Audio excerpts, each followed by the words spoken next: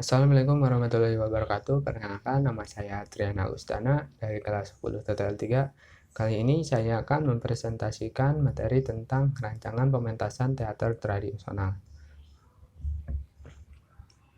Proses latihan pementasan teater tradisional yang pertama adalah membaca naskah. Tahap awal latihan teater adalah membaca. Sutradara membacakan naskah lakon secara keseluruhan kepada pemain, kemudian menjelaskan maksud dari lakon tersebut. Setelah itu, para pemain membaca lakon secara bersama, sesuai dengan karakter yang akan diperankan. Karakter tokoh dalam naskah akan tampak hidup jika dibaca dengan pemahaman. Oleh karena itu, seorang pemain harus mengerti dan menangkap maksud dari dialog karakter. Jika seorang pemain kesulitan memahami maksud dialog, sutradara berkewajiban menjelaskannya. Proses yang kedua adalah menghafal dialog. Menghafal dialog harus segera dilakukan ketika sudah mendapatkan naskah. Semakin cepat dan tepat ketika menghafal, proses kerja berikutnya menjadi semakin mudah. Berikut ini adalah beberapa teknik yang dapat memudahkan pemain ketika menghafal, yaitu A. Membaca dialog secara keseluruhan dan berulang-ulang. B. Membaca bagian per bagian secara berulang-ulang. C. Membaca dan menghafalkan satu baris dialog, kemudian ikuti baris dialog selanjutnya. D. Menemukan kata kunci atau kata yang mudah diingat antara dialog satu dan yang lain. E. Merekam pembacaan dialog dan mendengarkannya berulang-ulang hingga hafal. F. Seorang pemain tidak harus menghafal dialognya sendiri, tapi juga harus memahami dialog lawan mainnya. Proses latihan yang ketiga adalah merancang tata gerak dan pemain bagian. A. Logging blocking adalah kedudukan pemain gerak pemain dari satu tempat ke tempat lain. Blocking dilakukan untuk menyesuaikan gerakan dengan tuntutan adegan lalu lintas. Perpindahan gerak pemain di atas pentas harus diatur sedemikian rupa agar tidak terjadi kekacauan. Sutradara perlu menata blocking pemain untuk memberikan kejelasan gerak serta penekanan terhadap tokoh atau situasi tertentu.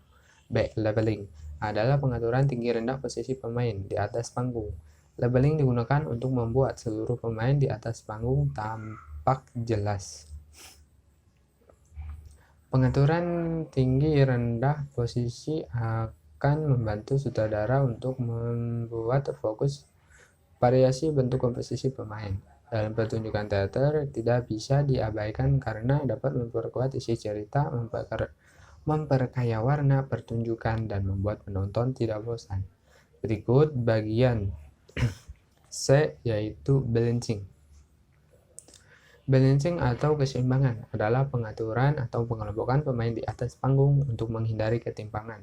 Keseimbangan diperlukan untuk memenuhi ruang dan menghindari komposisi pemain yang berat sebelah. Salah satu ruang yang dibiarkan kosong, sementara ruang yang lain terisi penuh, akan menimbulkan pemandangan yang kurang menarik. Proses yang keempat adalah fokus. Selain mengarahkan pemain,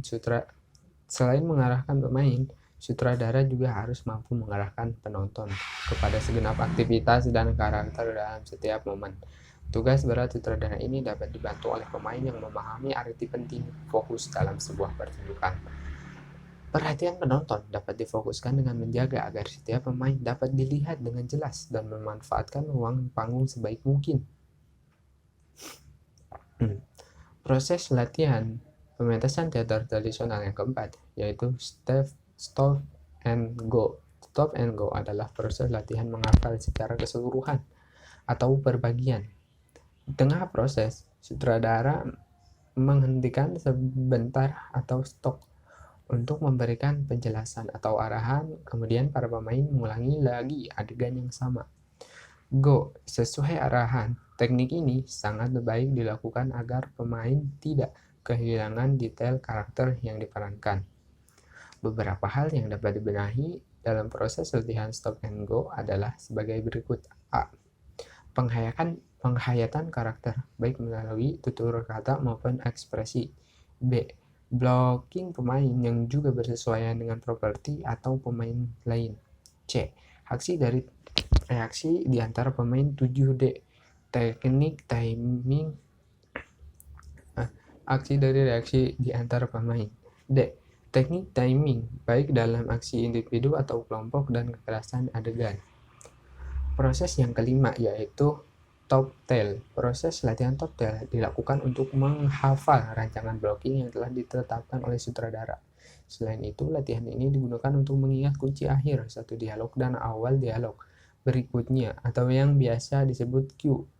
Para pemain mempraktikkan blocking yang ditetapkan oleh sutradara dengan mengucapkan baris awal dialog top sebagai tanda mula dan mengucapkan baris akhir dialog tail sebagai tanda berubahnya blocking. Latihan ini dilakukan berulang-ulang hingga para pemain memahami desain blocking yang telah ditentukan. Proses yang keenam adalah run to brain trope, adalah latihan hafal naskah drama secara keseluruhan. Para pemain berlatih memainkan peran dari awal sampai akhir cerita tanpa menggunakan naskah. Dalam run-through, sutradara tidak menghentikan proses latihan yang sedang dilakukan. Arahan atau kritikan diberikan setelah latihan berakhir. Run-through tahap pertama dapat dilakukan per bagian atau per babak yang disebut sebagai run-through kasar. Tahap berikutnya dilakukan secara menyeluruh. Berikutnya yang ketujuh yaitu latihan teknik-teknik. Merupakan proses pengenalan pemain dengan tata panggung, busana, tata suara, musik ilustrasi, tata cahaya, dan properti. Latihan teknik biasanya dilakukan pada hari-hari berakhir menjelang pertunjukan yang paling tidak seminggu sebelum pementasan. Dilakukan selain bersama para pemain, para teknisi tata artistik sebaiknya juga melakukan latihan secara mandiri. Latihan ini merupakan latihan teknik dalam arti sesungguhnya di mana para kru memasang, mengatur, dan menguji cobakan piranti teknik sebelum benar-benar digunakan. Penataan panggung dan lampu hendaknya mendapatkan waktu khusus karena keduanya membutuhkan waktu penataan dan penyesuaian lebih lama dibandingkan unsur tata artistik yang lain. Baiklah, yang terakhir dari proses latihan pementasan teater tradisional yaitu dress rehearsal.